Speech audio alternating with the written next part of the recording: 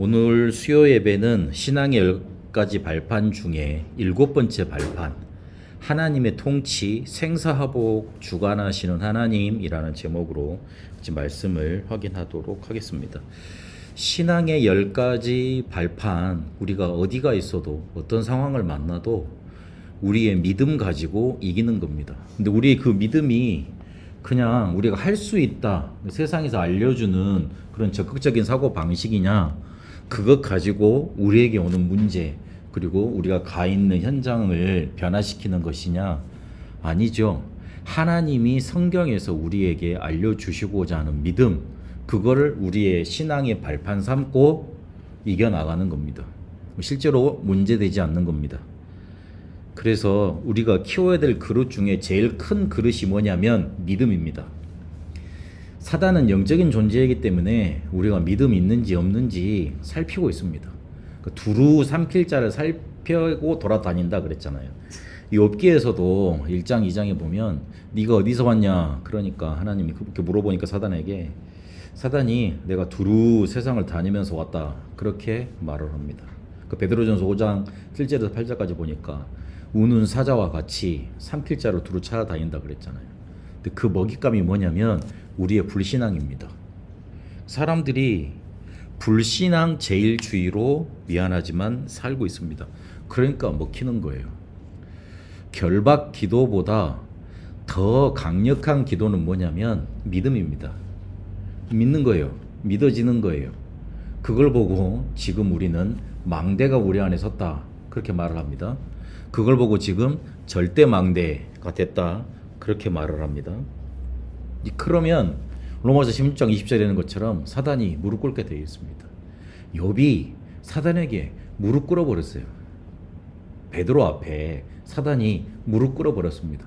사도행전 2장의 역사 일어나고 나서부터 사도행전 3장에 보니까 안진뱅이 일으키잖아요. 안진뱅이 일으켜 놓고 우리가 어떻게 우리가 기적을 일으켜서 이 사람이 일어선 걸로 아느냐, 예수 이름으로 이 사람이 된 거 아니냐 말씀 전합니다. 그렇잖아요. 그리고 사도행전 4장에 보면 야, 내가 예수 이름 말했더니 이 사람이 일어섰다. 근데 다른 이름을 우리에게 주신 적이 없다 그랬는데, 그리스도 외에는 이름 주신 적이 없다 그래. 다른 이름을 구원받을 자를 주신 적이 없는데 내가 그리스도 말해야지. 니들이 나 죽인다 그래가지고 내가 다른 거 말하겠니? 완전히 달라진 거잖아요. 그 사람들이 다 벙찐 거예요. 그 사람들만 황당했겠어요? 그 사람들만 놀랬겠어요? 사단이 놀랬죠. 야, 쟤 옛날 베드로 아니네. 이상해졌네.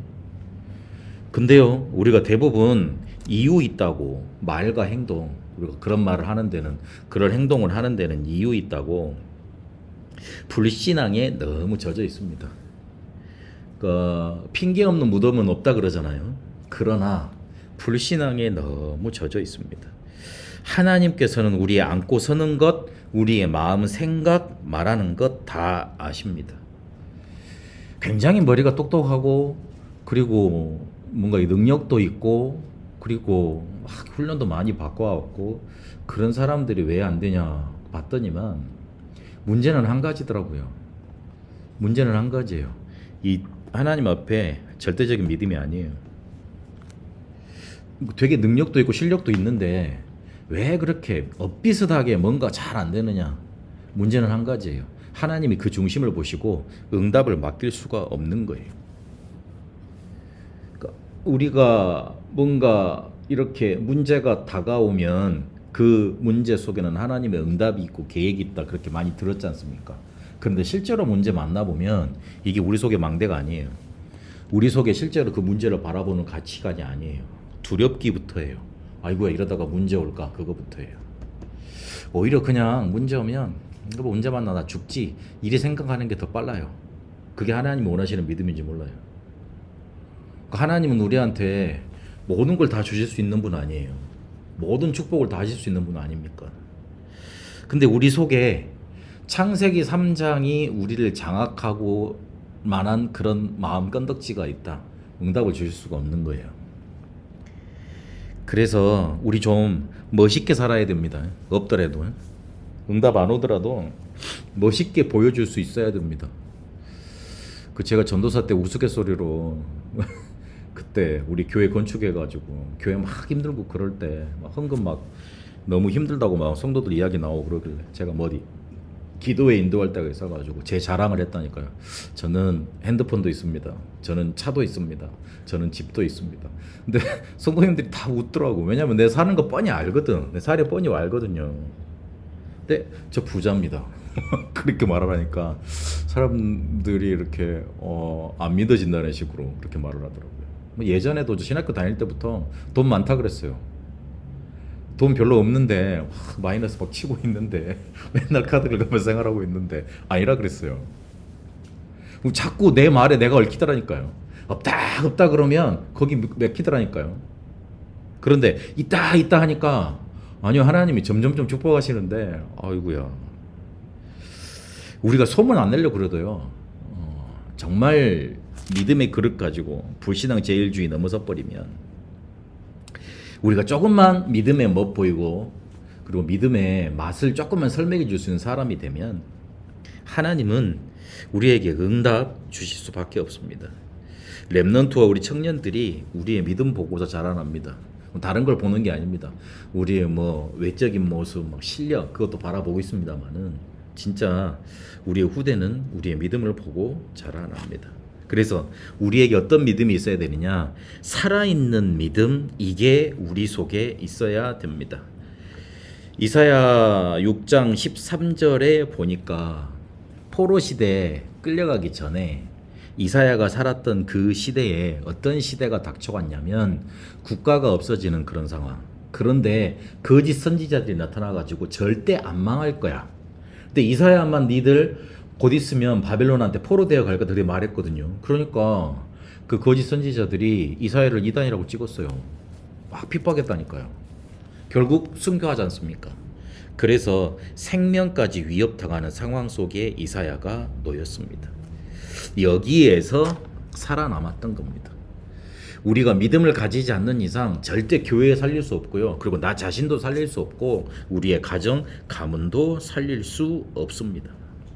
지금 세계교회 문제가 뭐냐면 실제로 믿어지지가 않는 거예요. 전능하신 하나님인데 그 전능하신 하나님이 내 삶에는 역사하지 못하시는 거예요. 그냥 죽으면 되는데, 그냥 죽겠다 그러면 될 건데 일단 내 문제를 해결해야 될 것 같으니까. 그래서 성경에는 수많은 증인들이 있습니다.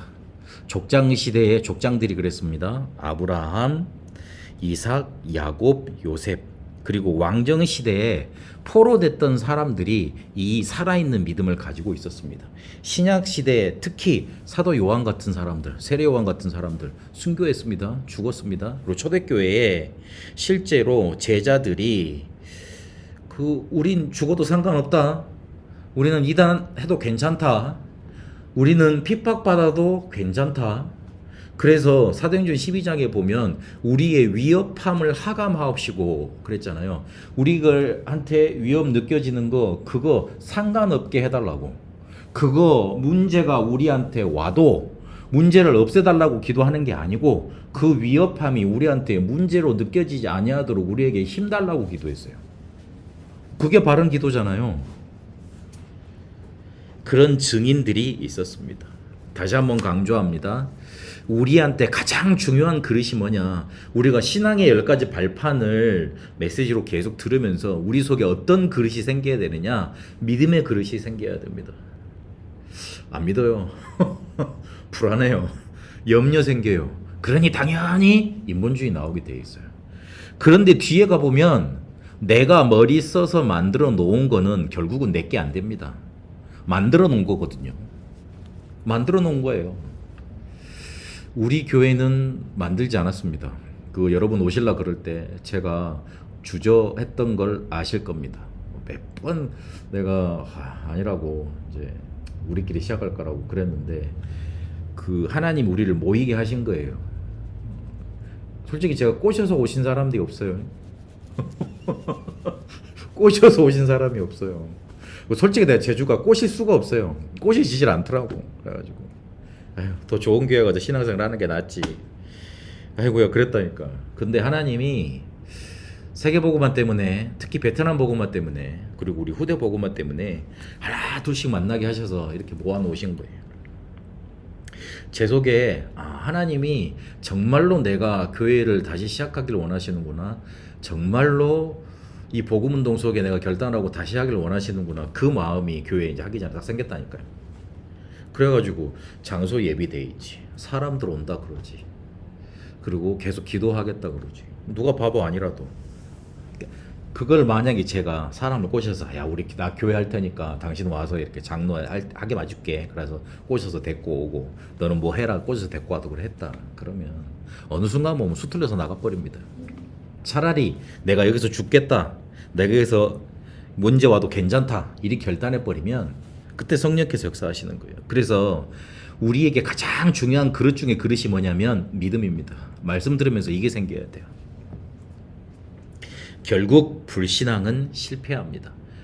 아간, 고라, 발람, 그 발람이란 선지자는 이렇게 축복, 이스라엘을 저주하려고 그러다가 3번이나 이렇게 하나님한테 막혔잖아요. 그런데 꾀를 써가지고 그 이스라엘 백성들 남자하고 이방 여자들하고 이렇게 음행하게 만들어가지고 하나님의 죄짓도록 만들지 않습니까?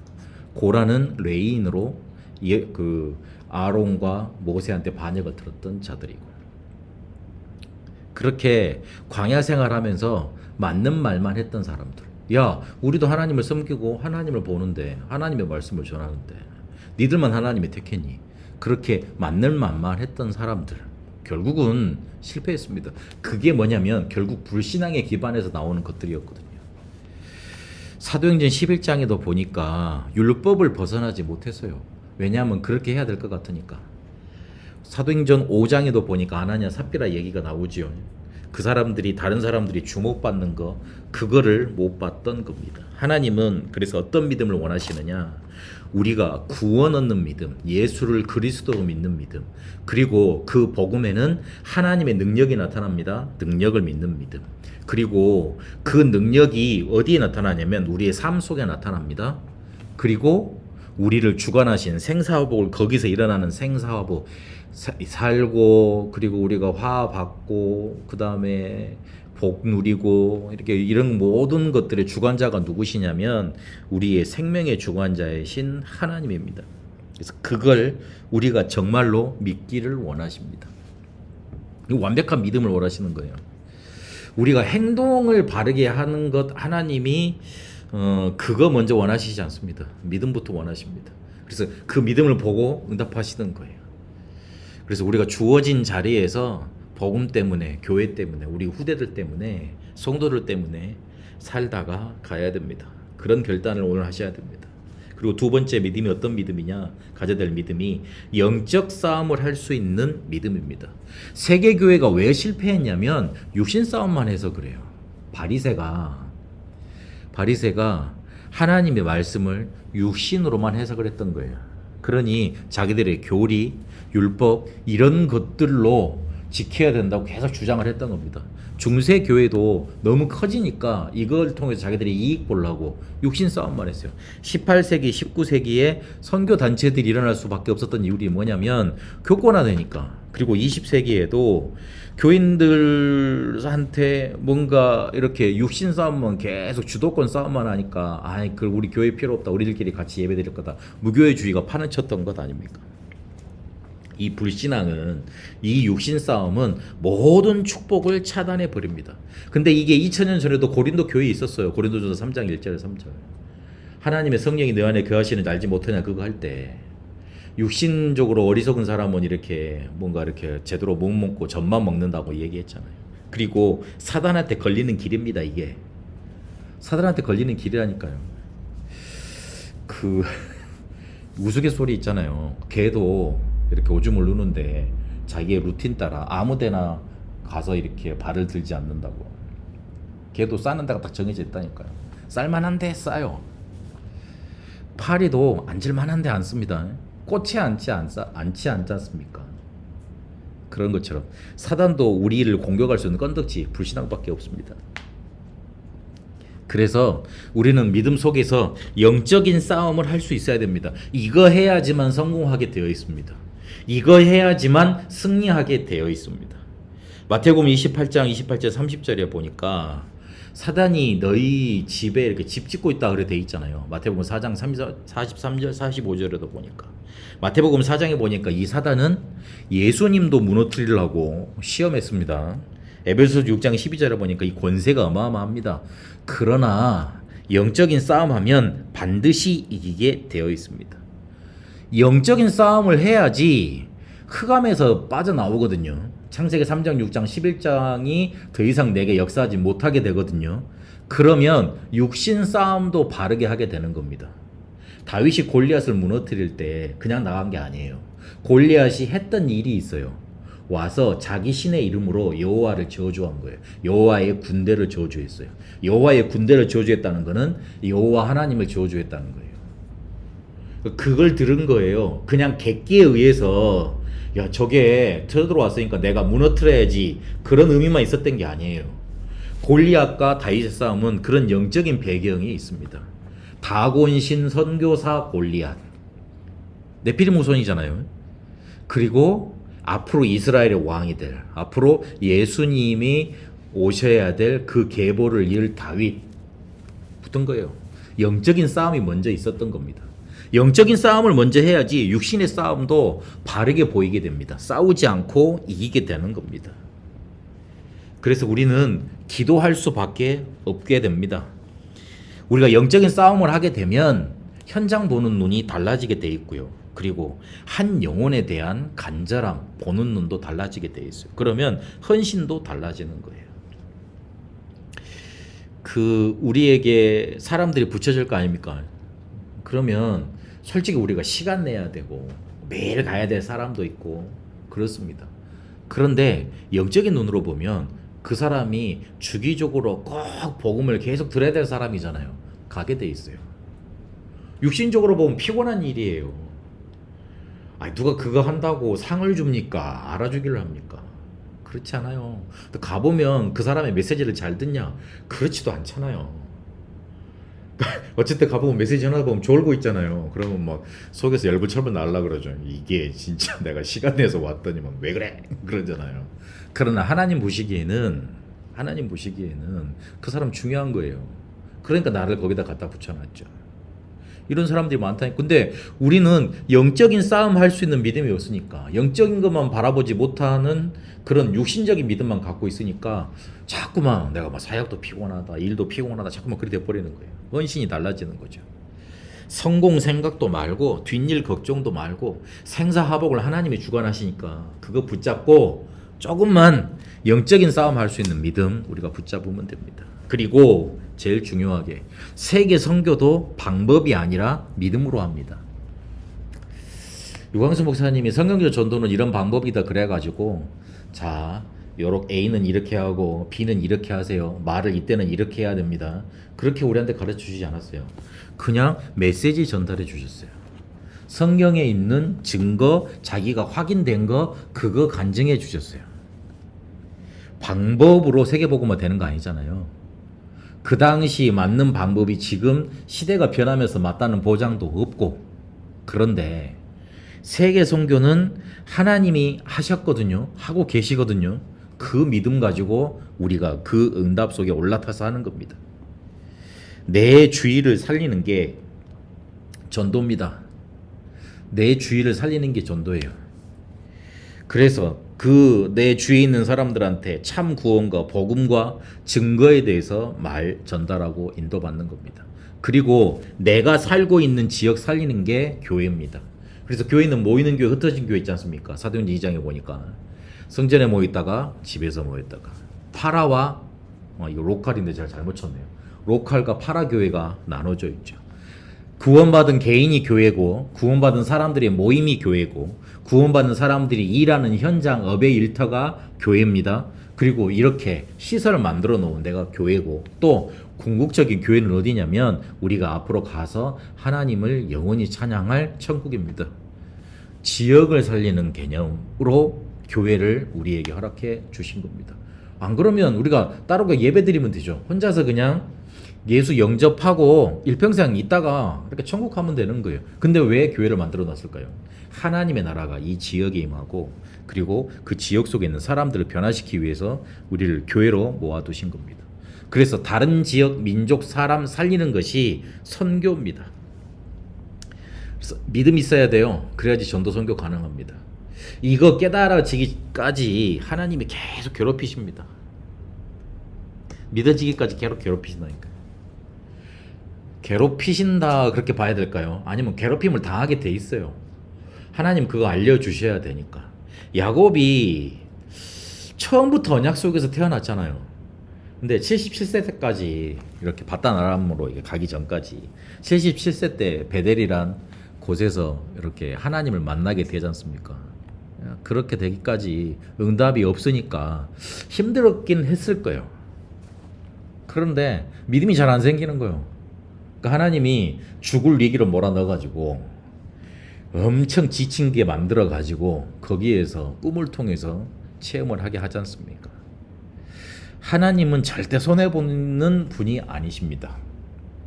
절대 손해보는 분이 아니십니다. 그래서 우리를 축복의 사람으로 불러놨는데 우리가 축복을 못 누리면 이거를 믿지를 못하면 자꾸 몰아세우는 거예요. 깨달아질 때까지. 그래서 믿음 있어야 전도 선교도 가능합니다. 유 목사님은 이렇게까지 말씀을 하셨어요. 선교사로 갔는데 3년 내에 재선교 그다음에 원조로 뭐 파송받은 교회 딱 끊고 자기들이 선교할 수 없으면 그거는 선교사 믿음 안 좋은 거다 이렇게까지 얘기를 하셨어요. 파송할 만한 선교비 낼 만한 믿음 우리가 가지고 있어야 된다 그랬어요. 우리 교회를 얼마나 축복하셨는지 어제 이제 화요 집회 때 그 어르신분들이 내 옆에 앉았어요. 그래가지고 선교비를 얼마 하는가 이제 본인들끼리 얘기를 하시더라고. 가만히 나는 안 듣고 싶어도 들리니까 들은 거죠. 물어보진 않았으니까 모르시는 분들이니까. 들어봤더니 이번에 우리가 선교를 이렇게 작정을 해서 이렇게 증액을 했대요. 근데 우리 지금 선교비 내는 거보다 한 80%밖에 안 되더라고요. 많이 해서 이렇게 한다고 하더라고요. 그래서 시골은 어려워 막 그러면서 그렇게 하시더라고요. 근데 우리는 지금 한 분 선교사 돕고 있죠. 그다음에 RTS 지금 베트남 RTS 이렇게 선교하고 있잖아요. 그래서 하나님이 우리에게 큰 믿음을 은혜로 주셨구나.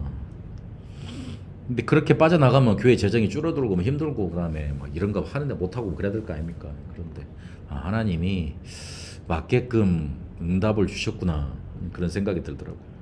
그래서 처음에 선교 작정할 때 그런 마음이 들었죠. 살짝 걱정이 되긴 하더라고요. 그러면 내 사례를 좀 깎으면 됐지 뭐. 내가 좀 덜 먹으면 됐지. 안 그래도 좀 많이 먹어서 곤란한데 그러면 됐지. 그런 믿음이면 돼요. 하나님은 우리의 그릇이 그렇게 믿음으로 만들어지기를 원하십니다. 우리가 많은 거를 배워서 이 그릇이 만들어지느냐? 그렇지 않습니다. 말씀 들을 때 조금 결단하시면 됩니다. 하나님 저에게 살아있는 믿음을 주십시오.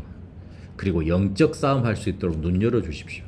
그리고 세계복음은 분명 하나님의 절대 계획인데 거기에 내가 참여하고 할 수 있도록 나를 축복하십시오. 조금만 이 시간 결단해도 됩니다. 많이 내 인생에 대해서 잴 거 없습니다. 하나님이 나에 대해서 모든 걸 축복하셨기 때문에. 나의 문제 와 있는 거 그것 때문에 너무 염려할 필요 없습니다. 하나님이 나한테 완벽한 해결책을 주셨습니다. 예수는 그리스도 모든 문제 해결자. 그거 붙잡고 기도하면 됩니다. 하나님이 응답 주십니다. 응답 주시면 발대면 됩니다. 응답 주시면 해결하면 되고 응답 주시면 그때부터 말하기 시작하면 됩니다. 생사화복을 주관하시는 하나님이 우리 하나님입니다. 우리 아버지입니다. 그래서 하나님의 통치를 언약으로 붙드시고 응답 받아내가실 축복합니다. 살아계신 하나님 감사합니다. 생사화복을 주관하시며 우리의 모든 생과 모든 여정 발걸음을 통치하시고 인도하시는 줄 믿습니다. 우리의 불신앙을 내버리게 하옵시고 살아있는 믿음으로 영적 싸움할 수 있는 믿음으로 세계 선교 세계 복음화할 수 있는 믿음으로 우리의 그릇이 바뀌게 하시고 만들어지게 하옵소서. 그래서 사단이 무릎 꿇고 흑암 세력이 떠나가고 하나님의 역사가 하나님의 나라가 우리와 우리의 가정과 가문과 우리 지역에 임할 수밖에 없도록 축복하옵소서. 이제는 우리 주 예수 그리스도의 은혜와 하나님의 사랑하심과 성령님의 역사하심이 하나님의 통치, 생사화복의 주관자 되시는 하나님을 믿는 믿음으로 그릇 삼을 우리 다함교회 모든 성도들 위해, 특히 우리 렘넌트들 위해, 그리고 베트남에 이제와 영원토록 항상 함께 계실지어다. 아멘.